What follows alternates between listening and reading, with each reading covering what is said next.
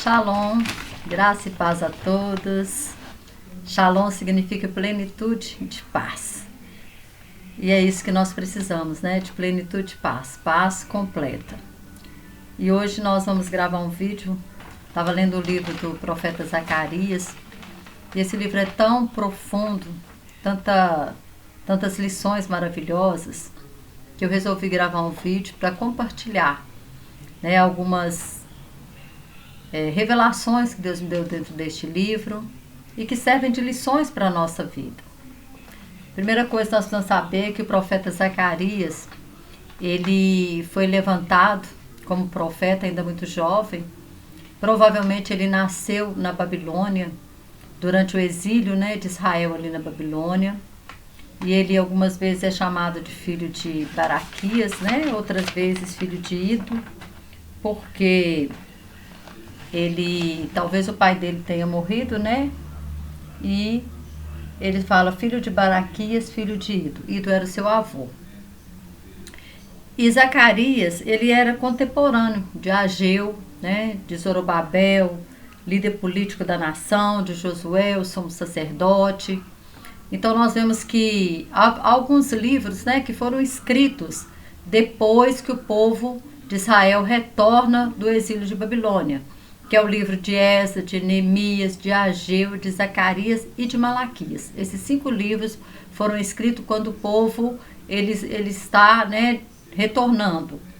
E Zacarias, ele profetiza sobre várias coisas, sobre a volta do povo.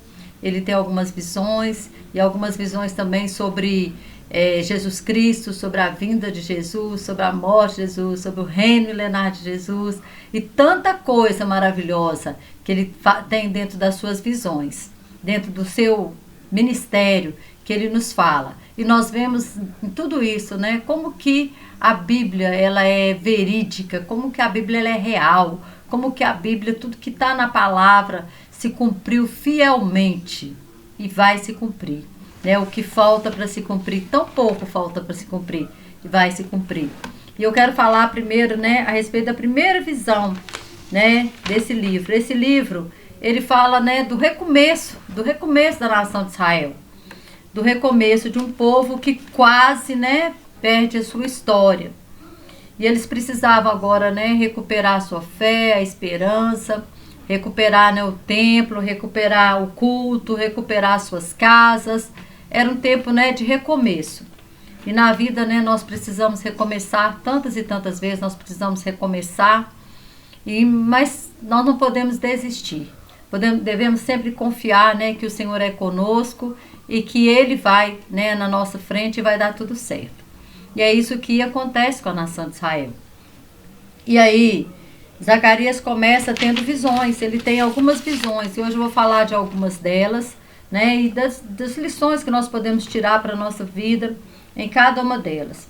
A primeira visão que ele tem está aqui em Zacarias 1, do versículo 7 até o 17, mas eu vou ler só alguns versículos, tá? Porque senão o vídeo fica muito longo. Fala assim, aos 24 dias do mês de 11º, que é o mês de Sebate, no 7º ano de Dario, veio a palavra do Senhor, o profeta Zacarias, filho de Baraquias, filho de Ido, dizendo: olhei de noite e vi um homem montado no cavalo vermelho, e ele estava parado entre as murtas que estavam na baixada, e atrás dele estavam os cavalos vermelhos, malhados e brancos. E eu disse: Senhor meu, quem são estes? E disse-me o anjo que falava comigo: eu te mostrarei quem são estes. Então me respondeu o homem que estava entre as murtas e disse: estes são os que o Senhor tem enviado para percorrerem a terra. E eles responderam ao anjo do Senhor que estava entre as murtas e disseram: nós já percorremos a terra, e eis que toda a terra está tranquila e quieta. Então o anjo do Senhor respondeu e disse: ó Senhor dos exércitos, até quando não terás compaixão de Jerusalém e da cidade de Judá, contra as quais estiveste tirado estes 70 anos? Ou seja, o tempo do exílio estava no fim. Deus havia, né, profetizado através do profeta Jeremias que eles ficariam 70 anos no exílio. E agora ele mostra para Zacarias um homem montado num cavalo vermelho e atrás dele vários outros cavaleiros. E esses cavaleiros, eles percorreram a terra e falaram que a terra estava quieta, tranquila, né? E um deles fala com Deus, né? Ó Senhor, até quando? Esse anjo aqui alguns teólogos dizem que é o próprio Senhor Jesus Cristo, intercedendo já, né, pelo povo, né, antes mesmo de ir lá para a cruz, ele já era o intercessor, né, e falando: até quando o Senhor estará irado contra o teu povo, contra Judá, né, estiveste irado estes 70 anos. E respondeu, aí o 3 fala assim: respondeu o Senhor ao anjo que falava comigo com palavras boas, palavras consoladoras. E o anjo que falava comigo disse: me clama dizendo: assim diz o Senhor dos Exércitos, com grande zelo estou zelando por Jerusalém e por Sião, e com grande indignação estou irado contra o gentio em descanso, porque eu estava pouco indignado, mas eles agravaram o mal. Portanto, assim diz o Senhor: voltei-me para Jerusalém com misericórdia. Nela será edificada a minha casa, diz o Senhor dos Exércitos, e o cordel será estendido sobre Jerusalém. Irmãos, Deus aqui, né, ele está cumprindo, porque Deus, ele cumpre tudo aquilo que ele fala, tudo aquilo que ele fala. Olha, olhei com misericórdia. Ele está dizendo, né, com grande indignação estou irado contra os gentios. Portanto, assim disse o Senhor, o 16: voltei-me para Jerusalém com misericórdia, e nela será edificada a minha casa, diz o Senhor dos Exércitos. Ou seja, Deus está dizendo: olha, o que eu falei vai se cumprir, o que eu disse vai se cumprir.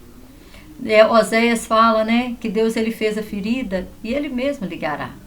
Deus permitiu que a nação de Israel fosse para o exílio, porque a nação de Israel havia se voltado contra Deus. Se nós lermos, né, tantos profetas, Isaías, Joel, Ezequiel estava lá na Babilônia também, né?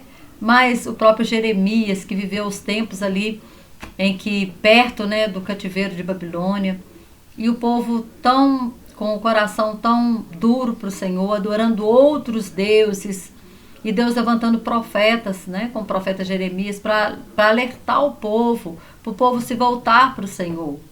E Oséias também chama o povo ao arrependimento. Quando você lê, né, vinde, voltemos para o Senhor, está lá em Oséias 6, né? Voltemos para o Senhor, porque ele fez a ferida e ele mesmo ligará. E o povo, né, ele se volta contra o Senhor. Então o Senhor permite vir a luta, permite vir o problema, permite vir situações difíceis para que a gente possa voltar para Ele. E Deus permitiu que a nação de Israel então fosse para o cativeiro, para que a nação de Israel voltasse para o Senhor. Porque Deus, desde o Gênesis, quando ele chama Abraão, ele fala que Israel seria luz para os gentios. E se nós olharmos para Israel, Israel é luz para os gentios. Porque Israel, né, uma nação que nasceu outro dia, 1948, não tinha nada. E é uma terra que não tem nada, lá não tem ouro, lá não tem água, lá não tem prata, lá não tem petróleo, e ao mesmo tempo tem tudo. É uma nação que exporta água, porque eles criaram usinas para dessalinizar a água. Eles têm pomares no deserto. Um povo que tem uma tecnologia super avançada. Um povo super inteligente. Um povo rico, próspero. Um povo que foram os fundadores do Wall Street em Nova York. Ou seja, o dinheiro, a economia do mundo está na mão do judeu. E um país, Israel, ele cabe 32 vezes dentro de Minas Gerais. Mais de 300 vezes, né, dentro do Brasil. E é uma nação poderosa, um armamento bélico, tecnologia. O criador do Facebook é um judeu. O criador do Waze é um judeu. Né? Nós vamos falar do Spielberg, né? No cinema, né? De tantos outros aí. Aquele que é o Hawkins, né? Que é da Prêmio na Ciência. E quantos? Então Israel, ele continua sendo luz para os gentios. E Deus falou: olha, eu permiti vocês irem. Eu fiz a ferida, mas eu vou ligar. Eu vou trazer de volta vocês. E aí, primeira visão que ele tem. Aí logo em seguida ele tem uma segunda visão. E a primeira visão ele tem desses cavaleiros que percorreram a terra, que viu que aqueles que haviam se levantado contra Israel estavam em paz, né? Estavam em descanso. E que o povo de Israel agora estava no momento de voltar, né, do cativeiro, estavam retornando do cativeiro. E aí Verso 18, o do 1, fala assim: e levantei os meus olhos e vi eis 4 chifres. E eu disse ao anjo que falava comigo: que são estes? E ele me disse: estes são os chifres que dispersaram a Judá, a Israel e a Jerusalém. E o Senhor me mostrou 4 carpinteiros. Então eu disse: que vem estes fazer? E ele falou dizendo: estes são os chifres que dispersaram a Judá, de maneira que ninguém pôde levantar a sua cabeça. Estes, pois, vieram para os amedrontarem, para derrubar os chifres dos gentios que levantaram o seu poder contra a terra de Judá para a espalharem. Quem são esses 4 gentios? Esses 4 chifres? A Síria, que levou, né, o reino do norte cativo, o Egito, Babilônia e Média Pérsia. E hoje nós vemos assim, eram grandes potências. Né? O que é o Egito hoje perto do que ele foi no passado? Cadê a Babilônia? A terra, né? Hoje é o Iraque. Cadê, né, a Média Pérsia, o poder dela? Então, aqui Deus está falando: eu vou trazer justiça para aqueles que te perseguiram. Sabe o que Deus está falando para nós? Que os nossos inimigos, nós não precisamos nos preocupar. A palavra de Deus fala assim: a mim pertence a vingança. A palavra de Deus fala lá em Romanos 8,33: quem tentará acusação contra os escolhidos do Senhor, se sou eu que os justifico? Então nós não precisamos brigar. Deus luta as nossas guerras. O segredo de Israel era que Deus pelejava por eles e Deus peleja por nós. Esse é o segredo do povo de Deus, que Deus peleja por nós. Então nós podemos ficar quietos. Aquietai-vos e vede, né, o livramento do Senhor. E é isso que nós temos visto. Cada dia, né, cada instante, os livramentos do Senhor. Então, Deus falou: olha, eles dispersaram vocês, eles fizeram tudo isso com vocês, mas agora eles vão ter, né, o troco deles. Esses 4 chifres são os que dispersaram, mas tem um carpinteiro que vai os amedrontar. E aí, a terceira visão está lá no capítulo 2, né? Tornei a levantar os meus olhos e vi um homem que tinha uma mão um cordel de medir. E eu disse: para onde vais tu? E ele me disse: vou medir Jerusalém para ver qual a sua largura, qual o seu comprimento. E eis que saiu o anjo que falava comigo. O outro anjo lhe saiu ao encontro e disse: corre, fala a este jovem dizendo: Jerusalém será habitada como as aldeias sem muro, por causa da multidão dos homens e dos animais que haverá nela. Pois eu, diz o Senhor, serei para ela um muro de fogo em redor, e para a glória estarei no meio dela. Oh, glória a Deus. E ele fala assim: fugi agora da terra do norte, diz o Senhor, porque vos espalhei pelos 4 ventos dos céus, diz o Senhor. Sião, escapa tu, que habitas com a filha de Babilônia. Porque assim diz o Senhor dos exércitos: depois da glória, ele me enviou às nações que vos despojaram, porque aquele que tocar em vós, toca na menina do seu olho. Oh, glória a Deus. Oh, Deus é tremendo demais, né? Aqui ele está dizendo assim: olha, Jerusalém ainda, né, estava numa condição lamentável. Ainda estava. Por quê? Porque muitos preferiram ficar na Babilônia do que voltar para Jerusalém. Os números dos que foram repatriados foram muito menor do que o número daqueles que foram levados cativos. Por isso que depois, quando a gente lê o livro de Esther, nós vemos já lá no rei persa, lá, tinha um tanto de judeu lá ainda. Mas foram judeus também que não quiseram voltar. Ciro permitiu a volta do povo. O imperador, né, persa, Ciro, permitiu a volta do povo. Porém, poucos voltaram. Por quê? Porque nós, seres humanos, somos acomodados. E o povo estava acomodado já na Babilônia. O povo já estava acomodado ali. Só que nós não podemos nos acomodar à Babilônia. A Babilônia significa, né, esse sistema desse mundo, o sistema do mundo. Nós não podemos nos acomodar. A palavra de Deus fala que nós não devemos nos conformar com este mundo. Nós não podemos nos conformar. E o povo de judeus, os judeus, muitos ficaram ali. Muitos ficaram. Mas o Senhor fala, né? E aí Deus traz uma revelação do futuro. Uma revelação do futuro no verso, né? 4, ele fala: corre, diz a este jovem, dizendo: Jerusalém será habitada como as aldeias sem muro, por causa da multidão dos homens e dos animais que haverá nela. Oh, glória a Deus, ela será habitada. Sabe de que ele está falando aqui? Do reino milenar de Cristo. Está falando, pois eu, diz o Senhor, serei para ela um muro de fogo em redor e para a glória estarei no meio dela. Ele está falando do reino milenar de Cristo, aonde Cristo vai governar lá de Jerusalém. Jerusalém será a capital da terra. E aí não precisará de muro, porque o Senhor mesmo protegerá. Isaías 4:5 fala também a respeito disso. Deixa eu ler aqui. Isaías 4:5. E criará o Senhor sobre todo lugar do monte de Sião, né, Jerusalém, e sobre as suas assembleias uma nuvem de dia, e uma fumaça, e um resplendor de fogo flamejante de noite, porque sobre toda a glória haverá proteção. Oh, glória a Deus, né? Deus, então, aqui Zacarias, ele já estava enxergando, mesmo, né, sem entender. Mas ele deixou escrito para nós, e nós hoje podemos entender que Deus estava falando do reino messiânico de Jesus aqui na terra. E aí, ele tem uma outra visão. E agora ele tem uma visão do sumo sacerdote. E ele enxerga agora o sumo sacerdote, né, sujo. Ele enxerga o sumo sacerdote com as roupas sujas. E ele fala assim, e ele me mostrou o sumo sacerdote Josué, o qual estava diante do Senhor. E Satanás estava à sua mão direita para lhe opor. Mas o Senhor disse a Satanás, o Senhor te repreenda, ó Satanás. Sim, o Senhor que escolheu Jerusalém te repreenda. Não é este um tição tirado do fogo? Ou seja, Jerusalém era um tição tirado do fogo. Ela passou pelo fogo, por aquele terrível cativeiro. Mas agora ela estava sendo tirada desse cativeiro. O dia da vitória dela chegou.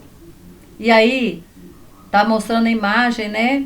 Josué aqui, ele representa o sacerdote. Josué aqui estava representando a sujeira, a imundícia da própria nação, que o próprio Deus estava tirando. E Satanás estava ali como acusador, porque a palavra de Deus fala lá, né, em Apocalipse 12, que ele é o nosso acusador, que nos acusa diante de Deus de dia e de noite. Porém, aqui, né, o próprio Deus o repreende. O próprio Deus o repreende e fala assim, o 3, né? E Josué, vestido de vestes sujas, estava diante do anjo. Então respondeu ao que estavam diante dele, dizendo, tirai-lhe estas vestes sujas. E a Josué disse, eis que tenho feito com que passe de ti a tua iniquidade, e te vestirei de vestes finas. E disse eu, ponho-lhe uma mitra limpa sobre a sua cabeça. E puseram uma mitra limpa sobre a sua cabeça, e vestiram-no das roupas, e o anjo do Senhor estava em pé. Mas olha que coisa maravilhosa. Ele está dizendo assim, olha, eu tiro, né, o pecado de ti. Eu removo agora todo o pecado. E colocou nele roupas limpas, e colocou uma mitra, ou seja, estava devolvendo, estava colocando sobre ele o ministério sacerdotal, porque é o sacerdote que usava a mitra, né? E limpou o seu pecado, estava tirando a sua iniquidade. É isso que está falando aqui, né? E nós sabemos perfeitamente que o Senhor, né, é aquele que nos limpa de todo pecado. E o pecado de Israel é purificado. E o povo, né, é revestido da justiça divina. Olha o verso 8 ao 10. Ouve, pois, Josué, sumo sacerdote, tu e os teus companheiros que se assentam diante de ti, porque são homens portentosos. Eis que eu farei vir o meu servo, o renovo. De quem que ele está falando? Jesus Cristo. Porque eis aqui a pedra que puseste diante de Josué. Sobre essa pedra única estão 7 olhos. Eis que eu esculpirei a sua escultura, diz o Senhor dos Exércitos, e tirarei a iniquidade desta terra num só dia. Que dia que Deus tirou num só dia a iniquidade da terra? O dia que Jesus Cristo morreu na cruz do Calvário. Aquele dia estava, né? Essa profecia aqui já se cumpriu, né? Como algumas que nós vamos ver aqui no livro de Zacarias. Porque não vou falar tudo nesse vídeo, vou fazer outro vídeo falando. Porque ele fala também, né, do ministério de Jesus, da entrada de Jesus em Jerusalém, ele fala da morte, ele fala do reino milenar. E aqui, então, fala que foi colocada uma pedra, e essa pedra é o próprio Senhor Jesus Cristo. E sobre essa pedra onde estão 7 olhos.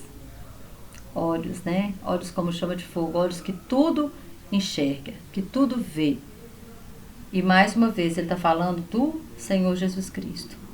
E a quinta visão a quinta visão, né? Ele vê um castiçal de ouro. Fala assim: o anjo que falava comigo voltou e despertou-me como a um homem que é despertado do seu sono, e disse-me: que vês? E eu disse: olho, e eis que vejo um castiçal todo de ouro, e um vaso de azeite no seu topo, com as suas 7 lâmpadas, e 7 canudos, e um para cada uma das lâmpadas que estão no seu topo, e por cima dela 2 oliveiras, uma à direita do vaso de azeite e a outra à sua esquerda.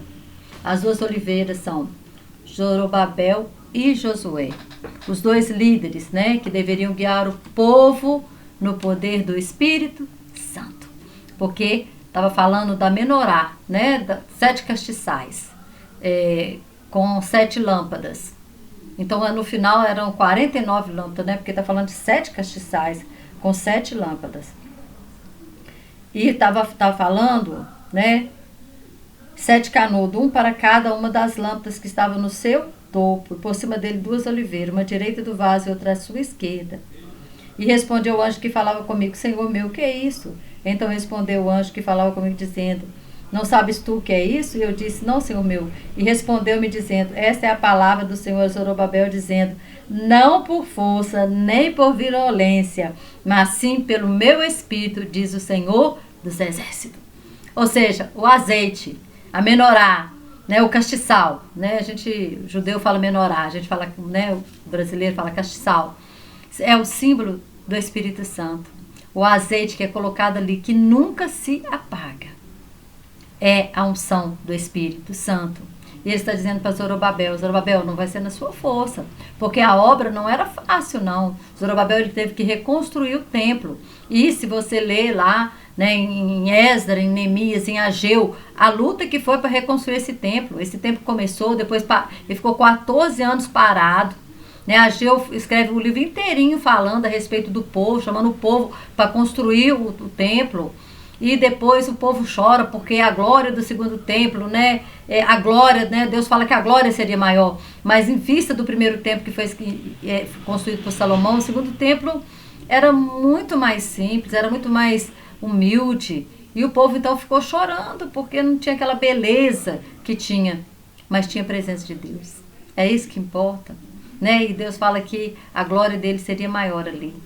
Então, a obra que Zorobabel tinha para frente não era fácil, mas Deus mostra então para Zacarias, que fala para ele: olha, não é por força, não é por violência, mas é pelo meu Espírito, né? É pelo meu Espírito.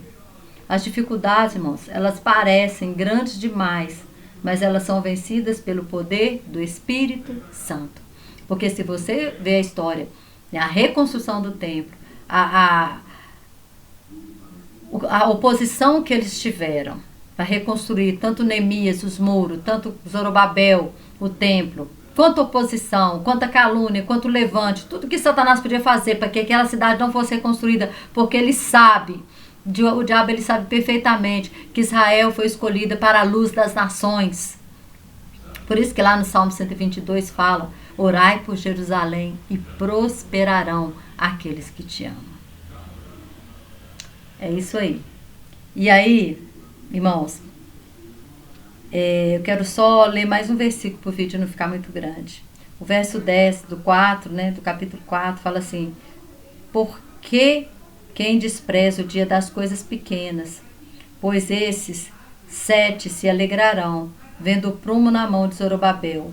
Estes são os 7 olhos do Senhor, que percorrem por toda a terra. Glória a Deus.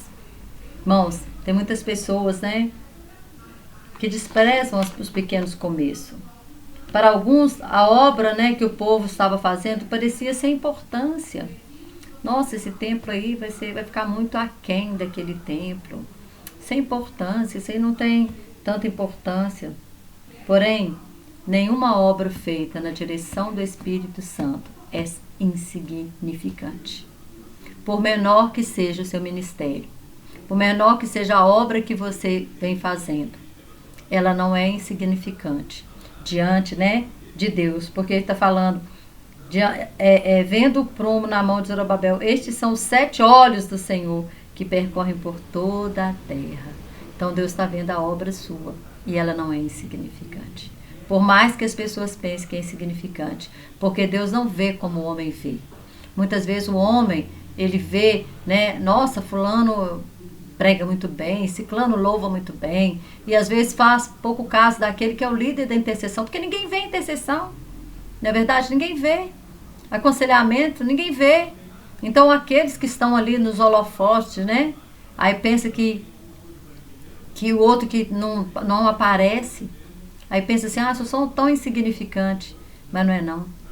Nenhuma obra feita no poder do Espírito Santo é insignificante. Porque os 7 olhos do Senhor estão sobre ela. E o 7 é o número da perfeição e da totalidade. Da onisciência, da onipresença, né, de tudo aquilo que está em Deus, que Deus prescruta o mais íntimo do nosso ser.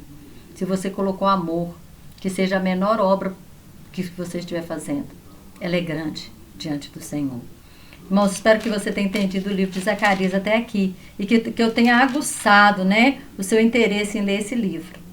Porque esse livro está falando do retorno do povo, da dificuldade que o povo teria, mas está falando das promessas de Deus, está falando da vingança que Deus daria sobre as nações que prejudicaram Israel, está falando, né, que Deus guardaria eles, que Deus cumpriria, né, tudo aquilo que ele prometeu, está falando, né, do sumo sacerdote e de que tudo seria feito no poder do Espírito Santo. E quais são as lições que nós tiramos desse livro? Muitas lições, muitas lições. Lições de que a palavra de Deus ela é real, porque tudo isso aqui se cumpriu. Tudo que tinha para se cumprir até hoje se cumpriu. O povo voltou para Jerusalém. O templo foi reconstruído. O templo foi reconstruído. Apesar que, né, 70 anos depois de Cristo, ele foi destruído. Ele passou por uma reforma. Depois, né, o próprio Herodes reformou esse templo. E depois ele é destruído. E estão aí aguardando a construção do 3º templo. Mas isso aqui se cumpriu. Nesses dias se cumpriu. O que Deus mostrou aqui para Zacarias a respeito de Jesus Cristo também se cumpriu. Então eu quero te dizer que toda promessa que Deus tem feito para você, toda promessa que Deus tem para você, ela vai se cumprir. E que se você está passando por um recomeço como esse povo aqui, Deus vai na frente de você. E não é na sua força não, não é por força nem por violência, mas pelo Espírito de Deus. É isso que ele estava falando para Zorobabel. Não esquenta não, para Josué, desculpa. Não esquenta não, Josué. Não é na sua força. Não é na sua força. Mas é, desculpa, tá, irmãos? É Zorobabel mesmo que ele disse. Respondeu-me dizendo, essa é a palavra do Senhor a Zorobabel dizendo, não é por força nem por violência, mas sim pelo meu Espírito. Eu fiz confusão, né? Porque Zorobabel era um líder mais político. Josué é um líder religioso do povo. E Zacarias era um profeta e sacerdote. E no próximo vídeo eu vou continuar falando, né? Se der a gente termina, porque são 11 capítulos. Nós vamos terminar, fechar sobre esse livro de Zacarias. Que Deus te abençoe poderosamente. E que se esse vídeo te abençoou, abençoe outra pessoa, compartilha, deixa o seu like, se inscreva, para que esse canal possa crescer e mais pessoas serem alcançadas. Tá bom? Que Deus abençoe.